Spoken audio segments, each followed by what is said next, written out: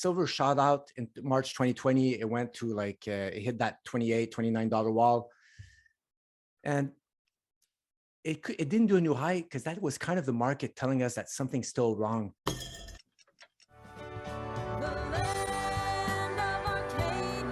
Well, hello there, my friends. Chris Marcus here with you for Arcadia Economics. As we continue on our coverage of the gold and silver markets and all of the exciting economic events that are happening in today's world, a lot going on out there. And fortunately, today we're going to dig into more of a charting and technical perspective as I am joined by Patrick Kareem of NorthstarBadCharts.com. I've seen several of your interviews where you've dug into a lot of the different factors going on in gold and silver land. So it's great to have you on in here today. And before we get started, how is everything going with you? It's doing great, Chris. And first, it's an honor. I remember like when I discovered gold and silver, like when gold started breaking out, I always knew like I always knew I had like an Austrian backbone. Like I never accepted like giving my money to a fund manager and he takes 3% and he doesn't know how to tell me when to sell. Like that stuff rubbed me the wrong way. But then I think it was in 2018, I saw gold breaking out versus the Australian dollar, gold breaking out versus the Canadian dollar. Then I looked at the gold expressed in US dollar. I said, holy boy, there's like the craziest low risk, high reward opportunity here because gold's telling us something that it's starting to kick those fiat currencies, like those G7 fiat currencies butt. And eventually I said, look, it's going to happen to the US dollar. And yeah, so I remember like started Googling, and then your channel came popping up. You're like for newbies in the precious metals complex, like you're kind of a reference. So it's a true honor there to be on your show there. So thank you for having me on, Chris. Well, I sure appreciate that and glad if it's been helpful. I know it's not always the easiest material to dig through when you see some of the trends that are going on out there and the rampant money printing, borrowing that seems to have no end. Although one thing just to start off that I'd like to get your opinion on, and maybe you can take it from there. Here's the gold chart. Again, you see back in early March, I believe that was the day gold hit $2,070 per ounce. We knew they were going to hike rates at that point. So you could say that some of those were priced in, or at least should have been priced in. Yet as the months have progressed since then, we've certainly seen quite a sell-off in gold, similarly in silver. So with that said, why don't you take it from there and share with folks what you're seeing and how you're analyzing that? So I always take refuge in the charts to try to figure out. So that chart you showed me, silver shot out in March 2020. It went to like, it hit that $28, $29 wall. And it didn't do a new high because that was kind of the market telling us that something's still wrong. Gold and silver are financialized instruments. So if like there's a market liquidity event, silver is going to get hit hard, a little bit more in gold. Gold's going to get hit also. And then the gold silver ratio is going to skyrocket up.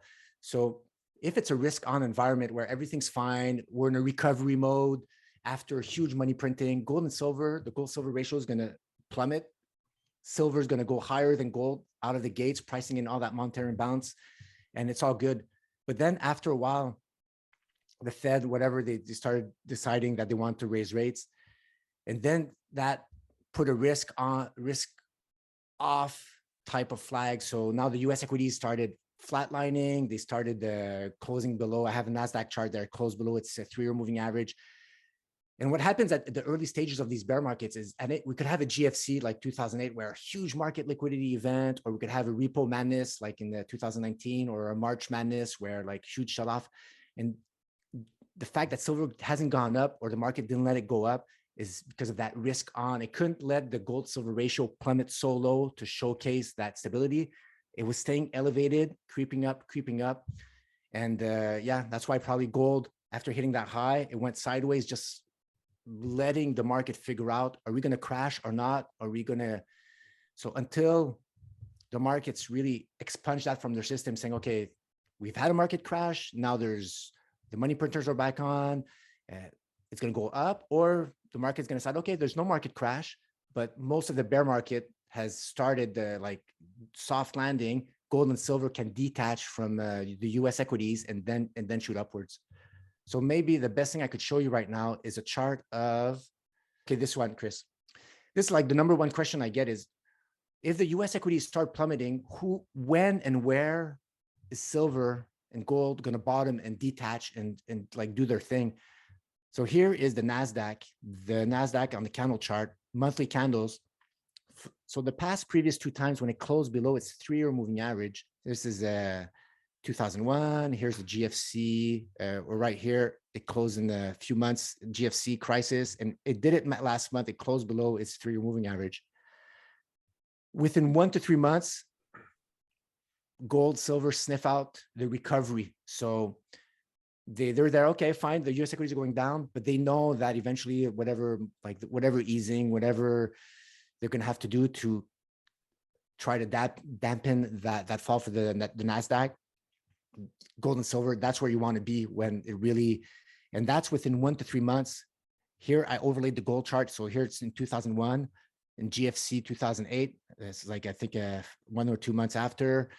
So right now we're closed before. So for me, the countdown is on. I think within 1 to 3 months, the gold and silver, we're going to be at the bottom of the abyss of the recession. We're probably in a recession right now. They're going to be at the bottom of it, whether they spike down and then on the monthly chart, you know, like intraday, intra-week, it could really go down. But then by the end of the month, gold and silver are going to close a little higher up. Then that's it. You're long gold, silver. You let the market, the US equities go sideways or drift downwards. And then gold and silver has done their thing. But this is the risk for us, for like precious metals holder. It's the initial, like that drag of that risk of a severe market crash. That's what is keeping us down. Yeah, and I guess that's the thing that is on a lot of people's minds, where we see the Fed hiking interest rates faster than just about anyone would have guessed a year ago. And after yesterday's latest CPI inflation report, now it looks like the percentages are leaning towards a 100 basis point hike in their July meeting. Do you think that is going to lead us into an environment similar to 2008, where we really saw the overall market struggle? And in that environment, do you see further downside to gold and silver from where they are here? Yeah, definitely. It's definitely in the cards. This, Chris, is just a silver chart with the 8-year moving average, which is 8-year moving average is like 8-year cycles in gold and silver. So it's a pretty good long-term, meaningful moving average. And here is the Fed defined recessions, this green overlay. So here is the bottom. See how the recession starts before gold bottoms. Gold bottoms pretty much in the middle, and then after that it starts turning up. Here the GFC, the recession, I think they backfill it, right? Because like nobody was saying we're in a recession in 2007, right? It's like, but we were in a recession. They tell you like years later, oh, finally, yeah, we were in a recession. But that's why you see how silver refused to go higher. Silver knows. It's like Bo knows. Remember those commercials for Bo knows? Well, silver knows if there's going to be an issue with a recession coming in. And that's why here it refused to do a new high. And then it was vulnerable for like a huge like sell-off. And here, since here we had that small recession in 2020. And right now, I sincerely believe that we're in a recession right now. And that's why we can't do, silver refuses to do higher highs, and the gold silver ratio is going up. And until this line is broken upwards, Chris, like here, this descending trend, I call this a wake-up line. It's danger. It's danger, guys. There's no lying about it. This thing could drop. Look, there's huge support here. So this thing could go down, could have a wick. By the end of the month, could go back up. Nothing's safe until silver tells you it's safe. And you got to respect the metals for whatever reason they move. They've been telling us that when the recovery happens, and silver is the #1 performer on recoveries, it just skyrockets. And that's the opportunity for traders, or even for people who want to buy silver on the long term. Buy when nobody wants it, guys. And trust me, nobody's going to want silver at $17. Nobody, right? We're going to be spitting on it. I'll have the trolls, it'll be awful, Chris. I want to hide my head in the sand. But that's probably going to be the best time to get on board for gold, silver, because these opportunities, you don't want to buy silver, guys, when all the bullion dealers are telling you to buy. Like here, when it's 50, you're stretched away from the 8-year moving average. you want to buy here below the 8-year moving average, or just when you're closing above, when you're touching it. And then after that, when you start moving up, that's where, so the next greatest opportunity, Chris, it's, I don't know what, 1, 3 months, 4 months, but as soon as that thing starts turning up, I could even draw on here a trend line, a more aggressive trend line. If that ever wakes up the way I'm putting my line, that could be a good wake up call. And so do you think that will be something similar to what we saw in March of 2020, where the silver price went down to $12 and then shot up close to $30 in a short time period after that? Are we looking for something Yeah. similar like that? Yeah. I'll show you. Okay, there's this. I'll show you this was my worst. Like this was, I did this chart in June of 2004, and it was already starting to break down below the 3-year moving average silver. So I said, okay, this is this scenario. I always like to look up if I'm close to a breakout line, but if I'm starting to detach myself from a breakout line, like the one up here, then I have to start looking downwards. So here's an arc, a lot of touches. So it's a meaningful like resistance or support line. And this is the flush down that could happen. So if this inner arc breaks, we could have, you see how that wick, that's the March Madness. It went all the way down, defined this larger arc, the next support level, but it closed back the month on the inner arc. So definitely this could happen. And like the market, I don't know if you call it the irony, or market loves doing that. It's just, it's like, it loves doing these wicks down. So guys, brace for it, because this could happen. You could wake up a morning, could be down 5, 6, 8% for a few days. But trust me, if silver goes down 8, 9% for a few days, then the monetary imbalances to fix that are going to make it catapult to V shape all the way back up to this line. And then a little bounce here below that 30 line, and then up she goes. Just like 2008. Definitely. Yeah, and something that we were looking at before we started here, you can see the Fed funds target rate probabilities. Looks like they're expecting the increase, these blue boxes, the highest percentage. So there's an increase in July, increase in September. Then the market seeing it most likely staying the same, and then already pricing in to some degree some cuts there in June of next year. What do you think happens to gold and silver whenever we do see the Fed pause or actually reverse course? Kaboom. Where's the insert the kaboom emoji? I got to show you this chart. Am I sharing back again or no? You can go ahead now. Okay. I have one here. Okay, I'll show you this chart. So this is a 30-year yields divided by the 10-year yields. So it's so when the long-term yields start outpacing the shorter term, then this is something gold loves. Here is, and I think now we're resembling a lot of what happened in 2018. So the 30-year was getting its butt kicked by the 10-year yield all the way down here. So this is the guys, sorry, this is the, it's even a 4-hour chart. So it went down, and then after that it went up. Here is the gold chart. So in 2018, I don't know if people remember, but gold was really plummeting here. So I could have zoomed out, but it was almost trying to break out above 1350. But then gold, it did a breakdown, like almost like we're having today. Like I'll show you this one here. See, this is 2018. Gold, like if I didn't know all this price action on the right was there, Chris, if this was breaking down here, I think it's 2013 all over again. It's like, it was that bad in mid 2013. It was like almost the end of the world. You're below the 3-year moving average. It's like, it was horrible. So I'll come back here. So gold plummets super low here. But as this, now it's the breakout line for that yield ratio is 1.06. It bottomed. And look, this is where we are today. Same move down. The ratio plummets. Gold topping pattern here, can't get above that 2050 that you showed me, right? That 2040 right here it plummets. It's following that ratio differential, plummets, double bottom. And right now, this I did a little while back, but it's still pretty close to hit. The yields are very close to, they're still very close to 108. When this breaks out to the upside, that's the market. That's gold's gold time to explode upwards. And gold also, just like if you don't want guys to get fancy, just look at the actual price of gold. There's a descending trend line. When gold breaks out above, now it's much lower there, but when it breaks up above that gold's wake up line, then that's all she wrote.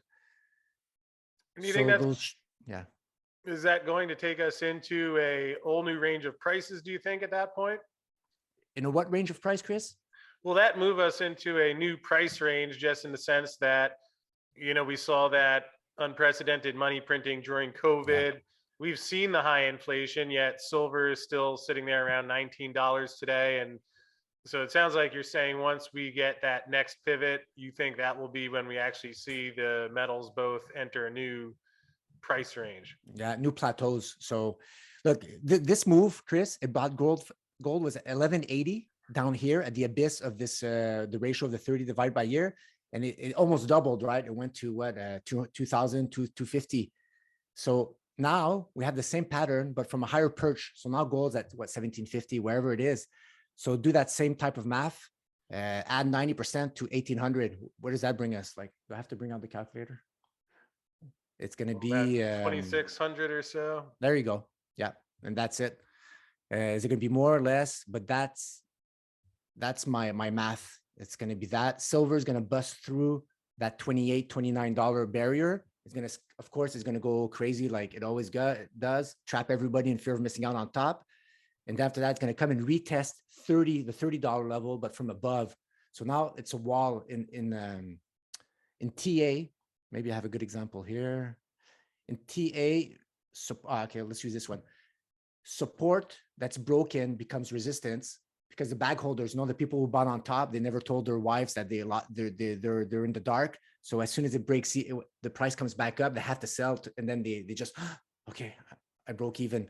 So this $29 level, once we break out above, now that's going to become support, and that will be the new plateau, Chris. After that, you could say it's over this, like 20, 25, 28. It's over once we close above the $30 there. It's like people calling $900 gold. It's over, guys. We're not going back there. Look, I can't say that as a chart trader, but the probabilities of like gold of the possibility of gold going back to 900, it's yeah, no, don't hold your breath, guys, for that. It seems like it would be difficult, especially with how much money is out there. And certainly that physical metal does get removed from the market, especially if the price goes low enough. So I hear what you're saying there. And Patrick, just before we wrap up, perhaps you could let folks know where to find your site and stay up to date on the research that you're doing. Man. Well, guys, look, Bad Charts One. So go on Twitter, guys. It's a whole bunch of free stuff, the macro stuff. I do charts like I don't sleep, guys. I just do charts, and or else go on my website, northstarbadcharts.com. It's a paid service, but there's a 60% off yearly subscription. So have fun if you like that kind of stuff, guys. Well, I sure appreciate that, Patrick, and thanks for joining us today. And look forward to checking in again soon and continuing to cover these gold and silver markets and see where they head. Thank you, Chris. It was an honor. Thank you very much. Well, thank you, Patrick. And thanks to everybody for watching at home. Sure hope you enjoyed this one and found it helpful. Great to get some technical perspective in there as well. And before we wrap up, would like to thank Sierra Madre Gold and Silver, who brought us today's episode. And Sierra Madre did recently acquire the La Guaterra silver gold mine from First Majestic Silver. Greg Liller, their head geologist, who used to be operating that mine about 10 years ago, and in a recent call talked about how he dreamed often throughout that period having it back under his control, which is now the case. And he'll be joining me on the show Monday, July 18th to provide an update and share how things are going there. So thank you to Sierra Madre. And with that said, I'll see you again tomorrow.